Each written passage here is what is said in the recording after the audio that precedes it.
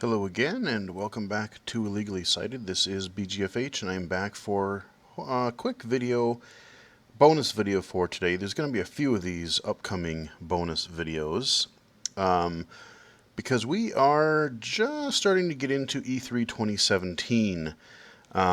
We had all of our Microsoft, Google, and Apple keynotes, and now we are moving into the thick of E3. We had our first kind of pre-E3 conference today, which is what I'm going to talk about here, which is actually a separate event. EA, Electronic Arts, is actually doing their own kind of EA Play event over the next 3 days or so. So, they're going to be talking about a lot of stuff there. And then, I don't know, I'm guessing like Microsoft or Sony will have some of EA's stuff at their press conferences. Actually, I know they're going to have some of their stuff at their press conferences and probably on the show floor. So, yeah, now before I get into E3, I do want to quickly mention, I did the video, about almost a week ago now, for the Apple WWDC keynote, and overall, I was pretty meh. I was pretty kind of down on the whole presentation. There are a couple interesting things that I was sort of liking, but for the most part, pretty disappointed. And again, I was going off of information that I knew at the time. This is what Apple actually talked about on the screen or demonstrated during their keynote. A couple days later, I'm actually kind of a little bit more interested in the iOS 11 than before. Because I found out that, to make a couple of corrections, that it sounds like the Files app is actually coming to both iPhone and iPad, so I kind of ranted about that being an iPad-only thing in the previous video, but that is coming to both. A form of the drag and drop is coming to both iPhone and iPad because of the smaller screen. I guess from what I can tell, they've said that the drag and drop is going to be limited to within the same app on the phone for now. Which, okay, sure. So there's that. With the Files app, I don't know how much, if it's going to work the way I want it to, if it's just cloud stuff, which is kind of the way that it seems to be going, which is okay, but yeah, I don't think we're going to get our separate little folder under the... When you plug it to your computer, there's this WCIM or... It's some weird letter thing that you see when you go to your phone device where your pictures and videos hang out. If they would just put a files folder there and, make that work so I can copy stuff back and forth, that would be great. So hopefully I'll get into test iOS 11 and maybe suggest that. But the other thing is,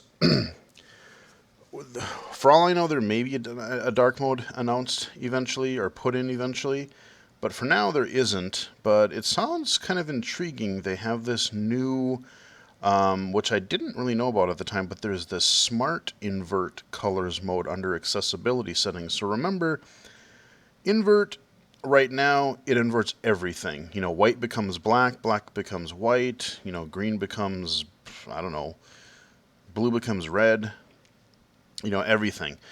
But this smart invert, I'm actually kind of curious to check out, because what it's supposed to do is it takes a lot of your text backgrounds and things like that, text and backgrounds, it changes it, but it leaves a lot of the images alone. And I don't know if that's something that it's just going to be universal and work everywhere in apps, or if apps actually have to, code some hooks in to support that. But if it's anything like Zoom or, I would think maybe that it's just more automatic, at least I'm hoping that way. So hopefully we'll have a happy medium until they do finally wake up and say, oh yeah, people do want a dark mode. There's some cool stuff with that though, so I'm looking forward to that. There's a better Braille support. They're supposed to be really ramping that up a little bit. There's just, go to appleviz.com, and there's a thread actually that just talks specifically about the accessibility stuff that's going to be implemented, and there's some good stuff in there. both on Mac and iOS. So accessibility stuff alone seems to be pretty good. So I'm feeling a little bit more positive about Apple's stuff that they're going to be coming out in the fall, and I'm actually pretty curious about some things, not just with accessibility, but just in general. Some stuff coming out. So we'll see how that goes. On to EA. So I don't know exactly when or how I'm going to upload these because the E3 schedule is so weird this year. Today we have EA, which is it. Tomorrow we have Microsoft and Bethesda. And I don't remember if there's a third one tomorrow or not. I have to look. Monday we've got PC Gaming Show. We've got Ubisoft and Sony, I know for sure. I don't know if we're missing any. And then Nintendo, of course, you got your Nintendo on Tuesday, which unfortunately I'm going to be back to work, so I'm going to have to either covertly try to keep up at, just keep it on my phone and try to listen to it at work or catch up when I get home, and then because I definitely want to see what Nintendo's going to do. But EA, so we're just going to do this before I forget. The games that EA showed weren't too bad. I think their presentation style, their execution of their presentation could really use some work. If you follow me on Twitter at BGFH79, by the way, you notice I kind of was doing a little bit of complaining for a little while there because they're doing a lot of talking. Like, they would introduce something and then they would spend like 5 minutes or better just talking about it and like, oh, this is going to be this new thing and we're going to do this thing and it's going to be great and we'll have all this variety and we're looking at what people wanted and immersive and just, a lot of buzzword stuff that is just, to me, here's the thing. If you have to hype up your product just by talking about it, like, we know this thing is going to be great, you're going to really like it, we're going to do this thing, and, just you're telling us how great your game is. If you have to do that and you can't show it, then you're probably doing it wrong because, a great game, you can show me a gameplay trailer or a little gameplay demo and it will sell itself. Like, there's plenty of games where, like, a good gameplay sequence, like The Last of Us, when I saw that at E3 back in the day, that sold me not only the game, but that sold me, like, I really want to play this game. I'm going to buy a PS3 for that and some other stuff. But, the games speak for themselves. And please, enough of the gameplay trailers that don't show any gameplay. Like, the pre-rendered cinematics, you can't get okay, you might get a little story, but you don't get a vibe of even what the game plays like. I'm really tired of some of those trailers. Like, there was this Vampire, Vampyre trailer that got released a couple days ago that had that same problem. Like, oh, you have all this nice footage, but no gameplay whatsoever. And I really hated that. So I'll just get the sports stuff out of the way. You're going to have new FIFA. You're going to have new Madden. You're going to have a new NBA game, of course. Madden this year, you're going to have actually a career mode of, like, where you're taking a player from, from college ball and doing some stuff, trying to get, eventually try to get up to a pro team. So it's got its own story mode there. Other games have had that in the past, but since I've not really been into their sports games, I really don't know. People have said the FIFA one is okay. They had one Fight Night a few years back. They tried that. So yeah, another mode for Madden. You can get some career mode stuff. Also, if you want to check out the EA Access stuff, they're having basically a free trial, a free week of it right now. So, if you want to try some games and a lot of demos and things like that, now is the time to do it, because over the next week or so, you're going to be able to play a lot of stuff for free. So I'll mention that right up front. You want to check out some EA stuff? Definitely go download the EA client on the PC and look at the EA Access stuff. That's really all I'm going to say about sports, because, like I said, I don't really care about soccer. They really didn't show much. Again, the sports, they really didn't show much of anything. Again, they just talked. They talked with a little bit of gameplay footage. One that I'm really curious about, they only showed this probably 20-second teaser video for Anthem, which is BioWare's new product. Of course, BioWare being the people that have made like Jade Empire, the Mass Effect series, the KOTOR, Knights of the Old Republic, role-playing games. This was just a quick teaser, no gameplay whatsoever, but they said expect a lot more at Microsoft's event tomorrow. So definitely intrigued there. I do want to see an original IP, because Mass Effect, well, I did that preview video. I never really got back into it. I was going to play some more Mass Effect, and I kind of went, not right now. But I am curious to see what they're going to do with that. I'm sure that's not even coming out till at least 2018, if not probably spring 2019, who knows. But Anthem's kind of this, it's supposed to be like some kind of a sci-fi thing, probably some sort of an RPG. I don't know. We'll find out maybe tomorrow. Then we had Need for Speed Payback. Now, this was a game that I don't know if I'm really interested in or not. I haven't played. I remember the early Need for Speed games, like the original Hot Pursuit, I think. There was one a few years ago, like after the Burnout team separated. They kind of went and they made a new version of Need for Speed, Hot Pursuit, I think it was called, and that one was pretty cool. But then they went, like I said, I'm not into the Fast and the Furious as all that much, or the like the street racing and drifting. I just want like a fun game, racing. And Payback has actually kind of caught my attention, though, because they're doing all this kind of like, it is like Fast and the Furious sort of a thing.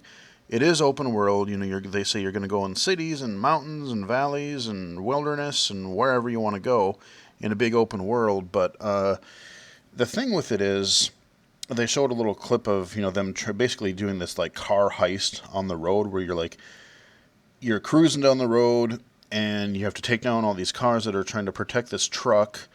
You try to get onto the truck, so you got your driver, you got your passenger, you get up close enough to the semi, and then you get up there. The guy gets on the roof of the car, jumps over a ladder onto the semi-trailer, gets in there, steals the car out of the semi-trailer, and then and just goes. So, but in that kind of a racing event, what was pretty cool is, I keep talking about Burnout, especially Burnout 3 on the original Xbox. That was a fantastic game. And they were, during this little gameplay montage thing, they kind of played up a lot of these, like, they call them something different, I think, but they're these takedowns where you get up to a car and you just bash them into, a light pole, or knock them off the road, or just, whatever. But they do these cinematic things, like if you played Burnout 3 or Burnout Revenge or whatever, if the game focuses a lot on that and has a lot of those types of events, I might be sold, because I'm really been jonesing for a great arcade game in the Burnout style. Like, I love the takedown aspect of Burnout 3, where you're racing, and yeah, you can pass your enemy, your rivals, but like you can actually, you wanted to do aggressive driving, smash them off the road and wreck them, and it was awesome. So that has potential. Not an immediate buy for me, but especially that would be one where if I hear and see footage of it when it comes out, see reviews, see a Let's Play, or see a Giant Bomb quick look or something, could be something that I'm interested in. The other title that was really interesting for me was A Way Out. This is an original game that they just announced, and it was created from the creators, I guess, of Brothers: A Tale of Two Sons. Remember, I covered that on the game, or on the channel, a while back, and that was a really neat little game. If you want to go check that out, Brothers: A Tale of Two, just look up Brothers. It's under the Low Vision Spotlight. I think it's A Tale of Two Sons. Where you had this, like, you were controlling two characters at once. Now, A Way Out is this action, like, prison escape game where you and a friend, you can play online, but they stress that they're really focusing on it's always going to be split screen, and they really want you to play with people, next to you on the couch. But you can play online. But it looked really neat. Like they showed, like one person was, he is in prison. The other guy is just arriving at the prison, and you're each doing your own things, and you have to kind of play things differently, and there's different ways to handle things, and like we just got a very brief glimpse of it, but that really sounds intriguing, and I'm hoping that they have some sort of a single player. It might not work as well, but for the people like myself who may or may not have friends who are going to be able to play that game with me, I do want to experience it. It's because it looks really cool. I hope that they have some sort of, like for Left 4 Dead or these other games where you have AI, and then you could switch back and forth between, you have a button to swap back and forth between each one of these characters' perspectives. That could be really cool. But that's really all I'm going to say about that, because we haven't, other than the brief little stage demo there, that's all we saw. But A Way Out, that is going to be one to kind of keep an eye on. I'm genuinely curious about that. And of course, you got your Battlefield 1 that came out last year. They announced new content for that, so some night missions that are coming out this summer. And then a new campaign, I forget what it's called, but basically you can have this whole Russian army sort of thing, and there's this women's army group that is coming out, which, again, if you're into those types of games, that's really a great amount of content for that. The things with Battlefield and Battlefront, which is the next thing I'm going to talk about, Star Wars Battlefront 2, I like the ideas of these games, but they're just so crazy and open and chaotic as a low vision gamer that they're actually really kind of hard for me to play. Because there's such big maps, and like, if somebody can see a lot better, you can get sniped, or you're on the ground, you're taken down by aircraft, or if I wanted to be aircraft, it's hard to see the guys on the ground, so I can't really play that way. Both of these games look fantastic. They're visually, audibly, like the visuals, the presentation is really good. But I don't know that it's going to be a game that I'm really going to play. Just especially the multiplayer, just because it's difficult for me to do with low vision. Star Wars Battlefront 2, though, they didn't show it at the conference, at their event, but Battlefront 1 was all multiplayer. Well, Battlefront 2 is actually supposed to have a single-player campaign as well, kind of like what they did with, what was that game? The mech game. That I can't think of right now. But they did that with a recent franchise between 1 and 2. The first one was multiplayer only. The second one was they added a single player version or single player mode, which I really got to play, actually, because I've heard it's really good. So if the single player campaign is meaty enough, it might be one that I might pick up, either probably not new, but on sale at least, just for the single player experience. Star Wars Battlefront 2, it looks really good. Like I said, a lot of fan service, a lot of, graphically, audio-wise, everything, like, it looks great. But it's just going to be one of those big, chaotic things that I don't know that I would do very well in the multiplayer. So that's largely going to depend on how well or how meaty the single-player mode is as to whether or not I might look into buying it. But yeah, those are the main things that they talked about at the EA event. I think I pretty much covered everything. Like I said, I just brushed over the sports, but that's largely not my thing. I would love a simple arcade football game, but we might get Mutant League football later this year, which will be good. Otherwise, yeah, so I think the big three for me, of course, Need for Speed looks like it might be pretty good. I want to see what BioWare is doing with Anthem, and A Way Out seemed to be the biggest in things of interest for me so far. Battlefront 2 could be pretty good if the Star Wars single player campaign is good enough, if it's meaty enough for me to take a look at. But overall, so they had a decent lineup of games, but again, their presentation style, I was bored for a lot of it, and I actually switched over. I was having a little bit of streaming trouble with their stream, so I switched over the Giant Bomb stream for a little while, and they were commenting over the live stream, which they've done the past couple of years, and I mean, largely a lot of it was like listening to their commentary nonsense was actually more entertaining than the stream itself, because it was just so much talking, like, oh, this is how great it's going to be, and we're doing these new systems. Like, shut up and just show the game. Let them speak for themselves. Let us. If you have a good product, it's going to show, you know. So here's hoping that we get rid of some of the babble, and tomorrow and Monday's events will just be a lot more showing of the games, and especially gameplay. You know, cool it on the pre-rendered stuff. Like, show, the main thing is they're games, they're not movies. You know, you can have little bits of cutscene in there, but again, concentrate on actual gameplay. Anyway, hope you guys enjoyed it. That's my thoughts on the first E3 event of this year, of 2017, EA's Presser.